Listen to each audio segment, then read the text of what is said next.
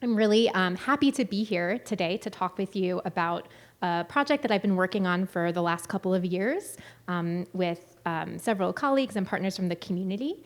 And so I'm excited to share it with you. So I am actually a clinical psychologist by training. I work with children and families, and most of my clinical practice looks like this photo. Families come into my office, which is located in a clinic at UCLA.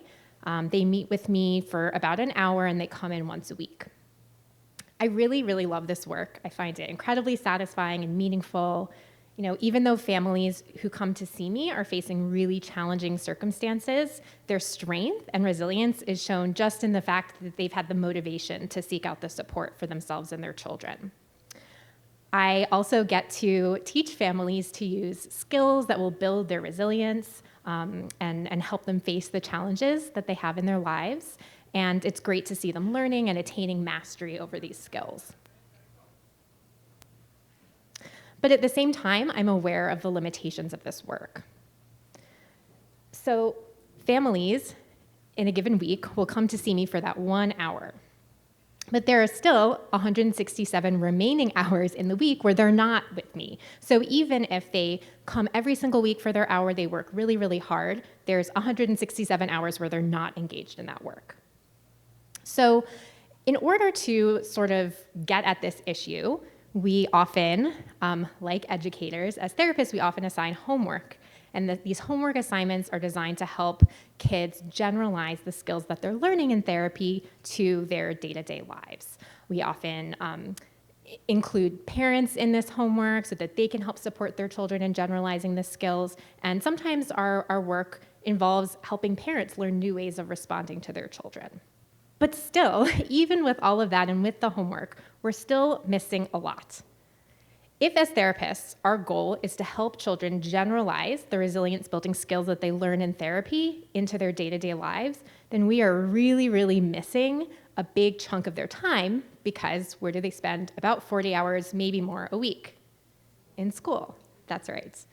So if we're not engaging schools and educators in this process, then we're really, really not leveraging all we can to help kids. But that's really just one part of the issue, right, is this sort of homework and generalizing skills from individual therapy. Because there are also a lot of kids who could really benefit from individual or family-based therapy, but for whatever reason, they're not able to access it, right? There's so many barriers to care, unfortunately, that not all children who need this type of service are able to get it. But then there are also kids who maybe don't really need an hour a week or more of individual or family services, but that doesn't mean that they can't really benefit from some of the resilience building skills that we might teach in a therapeutic setting. So we know that kids learn better if they feel emotionally and physically safe, if they're connected to their schools, to their teachers and peers and communities and feel a sense of belonging. So the idea of bringing resilience-informed skills and practices into schools isn't only about, accessing mental health care or more kind of high-level mental health care, but it's also really about helping kids engage in what they came to school to do, which is learn and achieve academically. So not surprisingly, related to all of these issues, there's been a real surge in development and research around social-emotional learning, which incorporates knowledge and skills around emotion, emotional awareness, and knowledge and regulation into school curriculums. Really, there's been this surge, and you can see in schools across the nation and even across the globe, social emotional learning really kind of coming to form and popping up at a lot of different schools. I have a colleague who works with me on this project whose background is in education, and she always reminds me that teachers don't teach subjects, they teach students. So I really love that phrase, and I think it really gets at this idea that we're humanizing education. We're really kind of thinking about education in terms of looking at the whole child. And in thinking about the whole child, it's really fantastic because there are so many different ways we can target child well-being. So we have Educators, obviously, and education is one way to target children's well-being. We have mental health perspectives, social emotional development, physical health. I think sometimes we don't talk about as much in schools, although we have this morning, which is wonderful. But think about pediatricians and nurses, and even the idea of nutrition came up today, which is so incredibly important. And then family and community. So it's wonderful that we have all of these different disciplines sort of interested in helping children. But one problem that really arises is that we often work in silos. So we don't necessarily talk, our work isn't always interdisciplinary. And what happens is that sometimes we're reinventing the wheel, right? Maybe one discipline has created some sort of program or intervention that already exists, and maybe the time and energy could be better spent elsewhere. Another thing that happens a lot is that one discipline or field will sort of develop a program that maybe works really well in a vacuum in one particular context, but then when it gets into a larger system, it just doesn't mesh with everything else that's going on. So really, in order to best serve children, we need to partner with one another across disciplines to align our work so that we can really effectively address not only the academic, but also the social and emotional and physical health needs of children, families, and communities, and really see how they all tie together. So to start to chip away at this very large issue, I have been very fortunate to work with a group of researchers and practitioners at UCLA and Yale University, as well as leaders and partners in the community, which I'll go into more detail in a minute.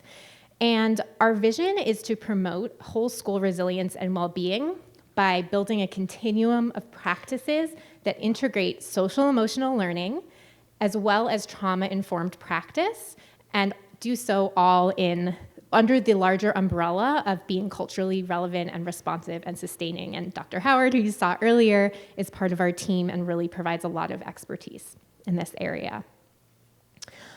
I want to point out that we say whole school, right? I think I've been talking a lot about whole child, and I think that's a phrase that rightly so we're all using often. But we really think this whole school piece is so important because we feel that the foundation of healthy children and healthy schools is really healthy educators. So the approaches that we're working with target not only students' well-being, but also educators' well-being. So I mentioned that I'm from UCLA, I have colleagues at Yale, but this work would absolutely not be possible if we didn't have this large collaborative network.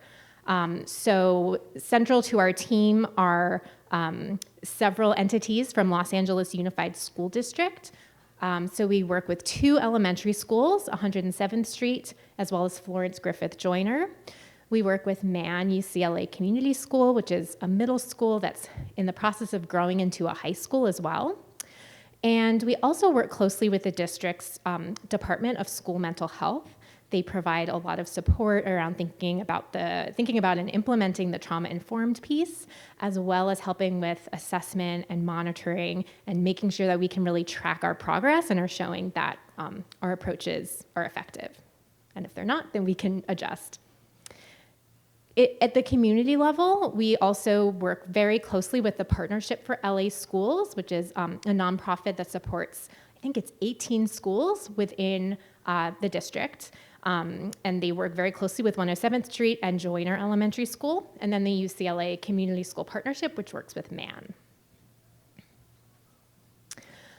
So the whole school approach that we are working on building seeks to integrate Ruler, which is a universal social emotional learning program, with higher levels of trauma-informed practices. And I'm going to talk a little bit more about Ruler in a minute. But first, I want to take you through a little bit of an example of what this might look like in practice, what we envision. So let's say we have 3 students, my little stick figures at the bottom. All of these students will experience Ruler, the social emotional learning approach, in their classrooms. So they will have elements of time in their classrooms where they'll learn different skills about emotions and emotion regulation, recognizing emotions in themselves and others, a bunch of stuff that I'll tell you about more in a minute.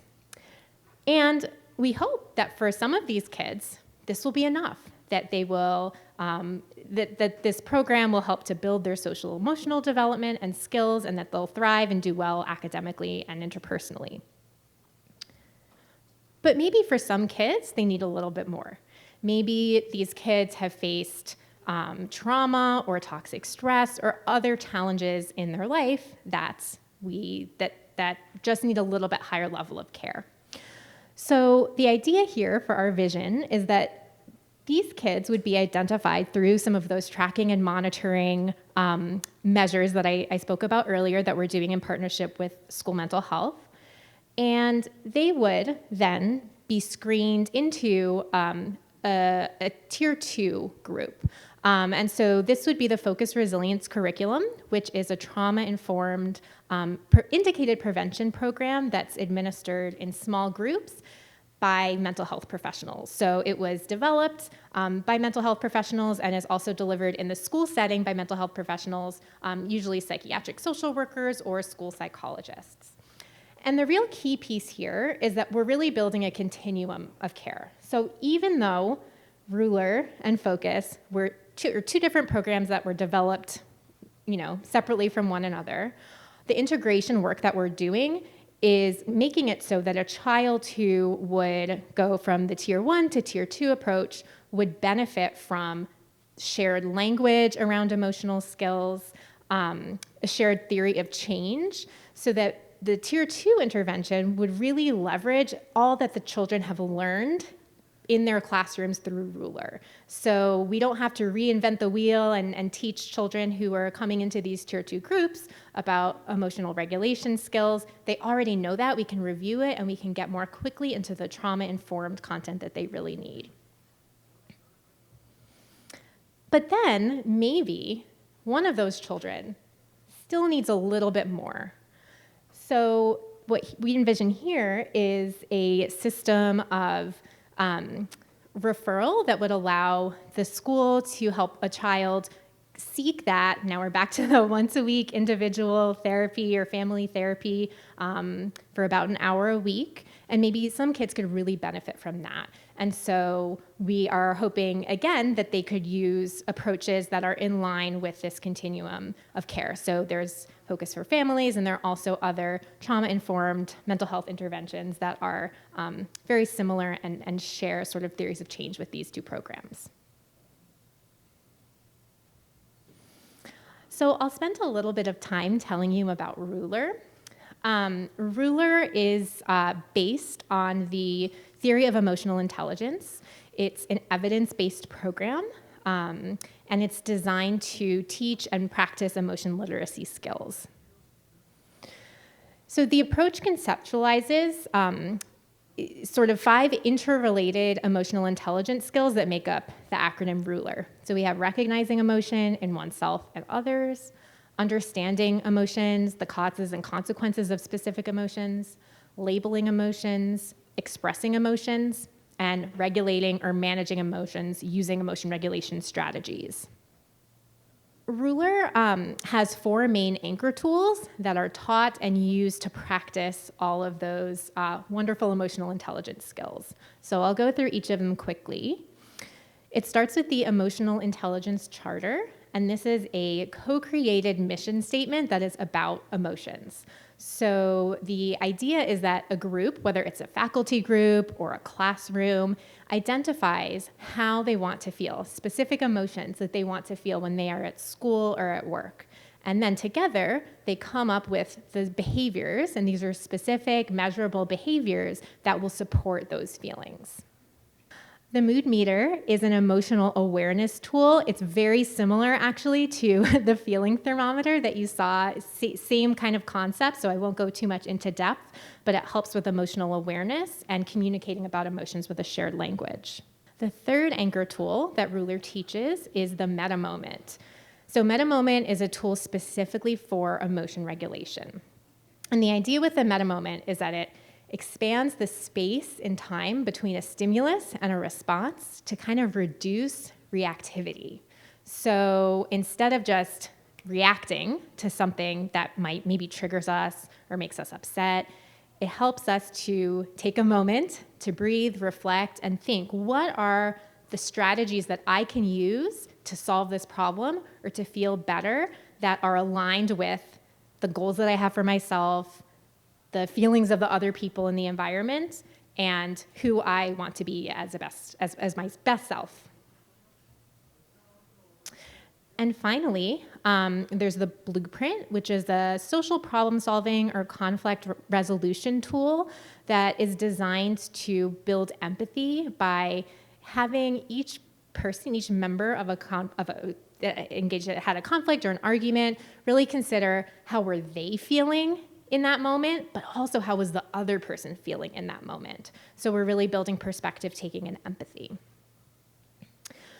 A couple more points that I want to say about Ruler, just as an approach in and of itself before I kind of get into our implementation and our integration with trauma-informed practice, is that Ruler follows what I refer to as this sort of educator first model. So all of those anchor tools that you just saw, the teachers not only learn them and practice them, but actually really use them with one another before they ever bring it to their students. So the educators will build a faculty charter. So if we remember this charter where they're saying, how do we want to feel? How do we want to feel when we're at work, right? What are the behaviors that we can do to support one another as colleagues in having these feelings at work? And this is the same for every tool. It doesn't necessarily mean that educators do all 4 tools until, before they bring it to their classrooms. It might mean that they do a faculty charter and then they do their classroom charter. But the idea is that in order for educators to really be able to teach these emotional intelligence skills to children, they have to be regulated themselves and they have to have these skills themselves. And it even goes beyond the explicit teaching of these skills to their students, but it also really gets at the idea of modeling, right? Part of the way that emotion is socialized in kids is by kids observing the adults around them and how they are managing their feelings. So this is a really important piece that makes Ruler pretty unique. The other is that it follows a train the trainer model. So when a school decides they want to implement Ruler, they will come up with a group of between 3 and maybe 7 individuals from a school. And this is a mix of administrators, teachers from different grade levels, usually somebody from mental health or counseling. And that makes up what Ruler calls the Ruler implementation team. Those people go to a 2-day intensive training in the model, and then they bring it back to their colleagues and train their colleagues in it. So usually this happens during professional development sessions. So now I'm going to talk a little bit about the integration that we've been working on over the past 1.5 years with trauma and resilience informed practice. So one big piece is we've really honed in on this educators first idea. That in and of itself is a trauma-informed concept and approach because we're really focusing on the providers. And we are taking it a step further, I think, as we bring, not only educators on the team, but also bring in psychologists and psychiatrists and social workers and therapists, in thinking not only about the emotional burnout that can come from working, but also these ideas that Dr. Howard was talking about of secondary traumatic stress that educators might experience from working day in and day out with children who have had really challenging life experiences, and also that educators might themselves have their own histories that, as much as they try, still influences their functioning at work. So with this in mind, we really thought about how can we adapt those professional development sessions using a trauma-informed lens. So one place that we really honed in on this was the idea of self-care and connecting self-care with emotional intelligence. So I've been talking for a while, and I suspect that some of you might know the analogy that I have, why I have this oxygen mask up here. Does anyone have an idea about the self-care analogy that I might make with an oxygen mask? Yeah. I think everybody knows it, right? Everyone's mumbling it. So I'll just repeat it so that anybody who doesn't know knows. When you're on an airplane, you know, for those of us who listen to the safety information, they always say, if, you know, we need to use, if there's a drop in cabin pressure, we need our oxygen masks. Adults, if you're traveling with a child, put it on yourself before you put it on your child. So we use this analogy with educators. Often they have already heard it, but we kind of remind them of it and really get at the idea that their own self-care is absolutely critical to helping their students build emotional intelligence and resilience. Another thing that we found to be really important, and particularly in thinking about this through a trauma-informed lens, is recognizing that asking educators to come into work and talk about emotions and how they want to feel and how they cope with emotions, that in and of itself might be a little bit triggering, right? That feels vulnerable, and it might bring up things that that educators maybe try to keep out of their time at school, right? So we found that it was really helpful to have some of the professional development sessions, particularly in the beginning as educators were getting used to this new approach, and to do have an expanded duration, right? So we're allowing at least a couple of hours for a professional development session, which, as most of you probably know, is more than typically schools have for PD. We found that, you know, expanding the time available for these activities really kind of gave us time to slowly transition into having some of the more difficult conversations that we like to call courageous conversations, but they can take a little bit of time for people to feel comfortable really delving into. We also found it really helpful, when possible, to take these professional development, which we called retreats, to an outside venue.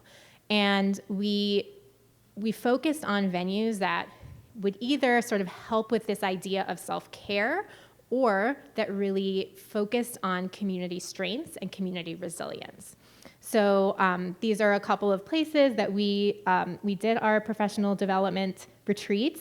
In the middle, it's a photo of the botanical gardens at UCLA, which was really nice for educators to just be in like a beautiful natural setting, and that really helped, I think, bring home this idea of self-care. LA 84 is a historic venue that is all about the 1984 Olympics that were held in Los Angeles. So we did a retreat there with Florence Griffith Joyner, and that was exciting, especially for them because they had some memorabilia related to Florence Griffith Joyner. So that really enabled them to sort of to see this unique piece of their school's history and the strength of their school. And then finally, we have done a couple of retreats at Freedom Hall, which is in Watts, which has, I'm getting the 1 minute sign. I'll move forward, but they have a lot of exhibits around the civil rights movement, local artists, and I think it's just a really great example of community resilience. Something else we found to be really helpful was to really emphasize how the new approach that we were bringing to the schools was really very much in line with practices that the schools already had. So this is a photo of the Emotional Intelligence Charter integrated with the restorative community circle practice, which is a community building practice where there's a talking stick and it goes around the room and everyone has the opportunity, if they would like, to share their thoughts or feelings. So we did this to help them build their emotional intelligence charter.